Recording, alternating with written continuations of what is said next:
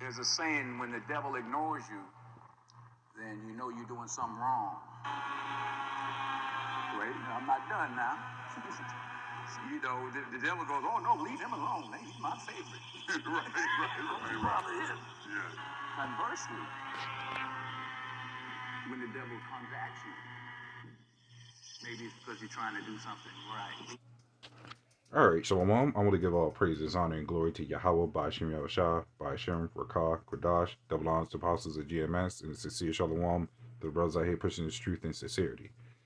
Now, this is going to be a quick clip going into this because, of course, this is some Christian talk, but the reason I wanted to go into this because when you go into a higher level of this, as we ought to understand, that devil being Esau as it is, because Satan doing the work of the Heavenly Father. But for us that's in the know, that knows that Esau, that devil that's actually coming after us left and right, this is the same way.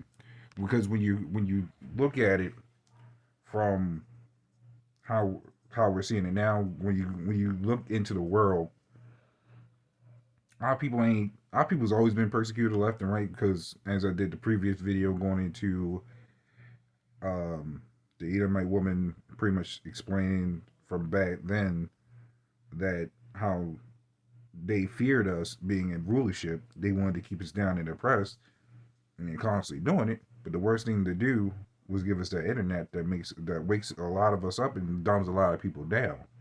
Now,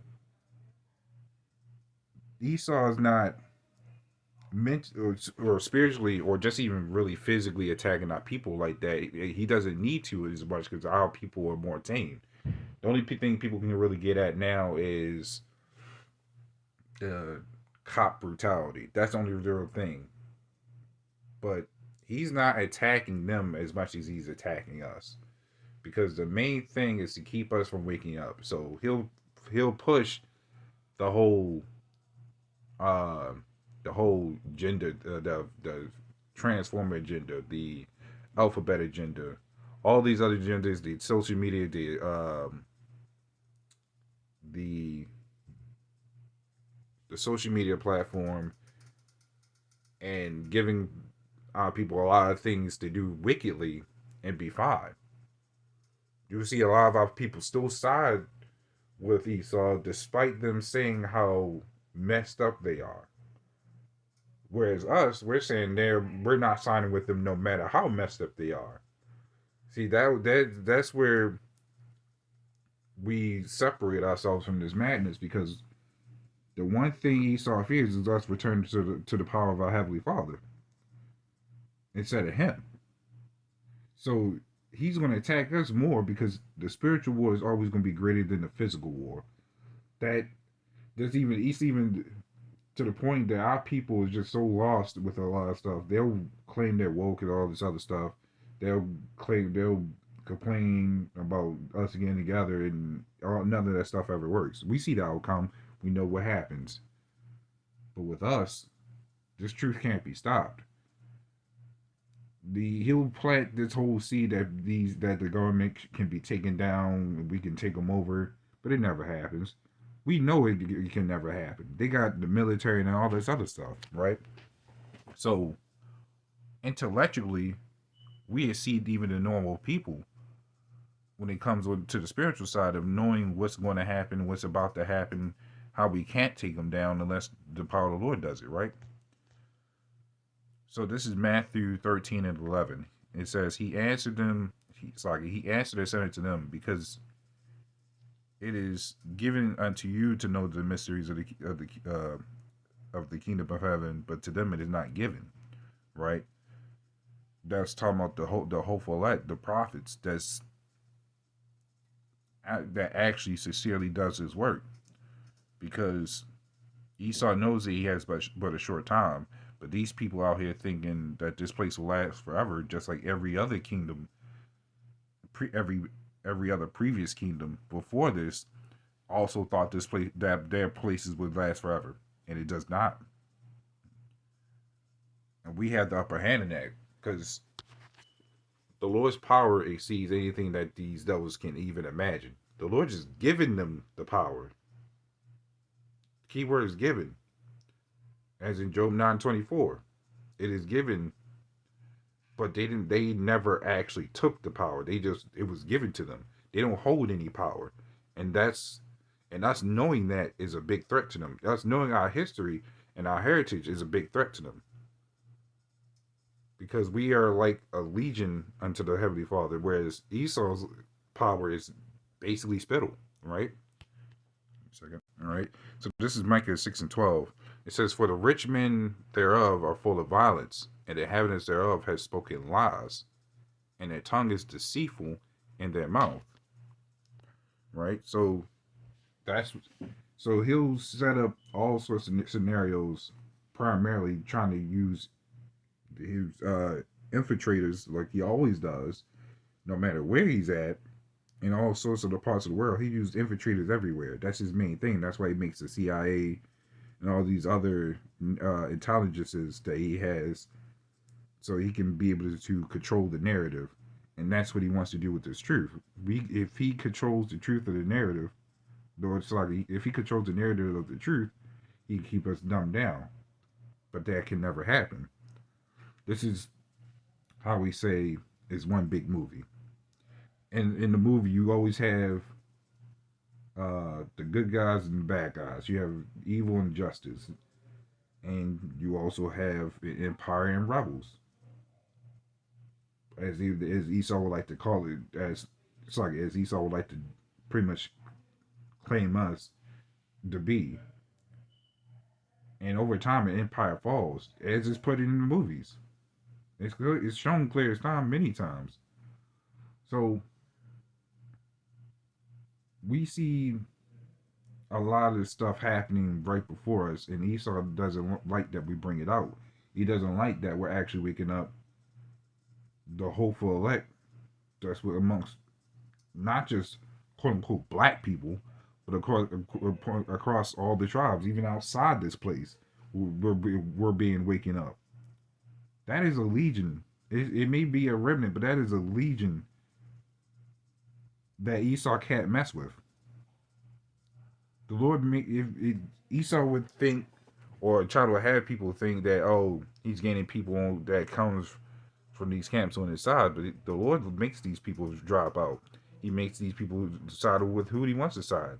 And guess what? He can also take these people out of that madness and bring them into the truth, because you have the hopeful elect amongst any of these camps. They will actually come out of the madness and actually wake up to what they are actually supposed to be doing, right? Not just these burgers and fringes worshiping a man that above the Most High. That they will understand that stuff is wrong. So you're having a mass amount of us waking up, and Esau has a problem with that. And I know I say it over and over again, but we see him kicking up on a lot of stuff. Like he's ready to raise up on a lot of stuff. A lot of the stuff. World War III is happening. A lot of this riots are happening here, left and right. I'm seeing articles left and right about how what was it? About the mass killings that's going on over here, but more so of what they're prepping a lot of people to do. So Esau is spinning up on a lot of the things he wants done, but it's not going according to plan, because guess what? The Lord always throws that wrench in there. But he's about done with this place anyways. So Esau is trying to make the new Babylon or the new America, and it's not going to work. So, like I said, mentioning to what I was saying earlier, he'll send infiltrators in to pretty much distract people, set up new laws, or try to set in new rules for these people that sign up for the 501c3, and become some whole new doctrine that keeps distracting people. And some people that falls for it is, again, the ones that the Lord let go.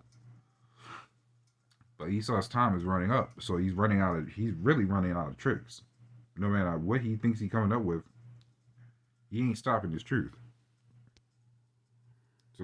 So he'll find a way to send us to jail, make us fall out, or some other stuff. He'll try to make us seem to do. So this is Matthew 5:10. It says, "Blessed are they which are persecuted for righteousness' sake, which be the hopeful elect. For theirs is the kingdom of heaven. Blessed are ye which when men shall revile you and persecute you, and shall say all manner of evil against you falsely for my sake." And you'll get a lot of our people, as I mentioned earlier, will side with Esau on a lot of this stuff. Because guess what? They don't want to give up on the wickedness they can do here. They could be a transformer. They can eat all they want. They can do all the adultery they want. They can smoke all the weed they want. Kill all they want. All the stuff they want to do is pleasure in Esau's eyes. But what displeases him is us not being in jail. Us actually learning stuff and actually doing better for ourselves and actually being of the hopeful elect. That's displeaseful for him, because now his utopia of chaos is coming to an end. Because we're talking about the utopia of godliness, which is of the Heavenly Father, which is bringing order back. Because Esau's main thing is to pretty much fight up against the Heavenly Father, which the Lord gave him that spirit to believe he can take him down. That's where you get a lot of the whole Independence Day. So take Independence ending and flip it around, and that's what you're going to get: the destruction of this place. It was the same way with Terminator. They show how this place was destroyed. It's the same thing. It's just we're going to have the better ending. There won't be no remnants of this place living here except for the creatures that live here. Right? It says, "Rejoice and be exceeding glad, for great is your reward in heaven. For so persecuted they the prophets which were before you." And see, all we're doing is just reliving, re-experiencing history again. So that's pretty much all I wanted to go into that. So, Lord willing, this is the Lord edifying with that. Shalom.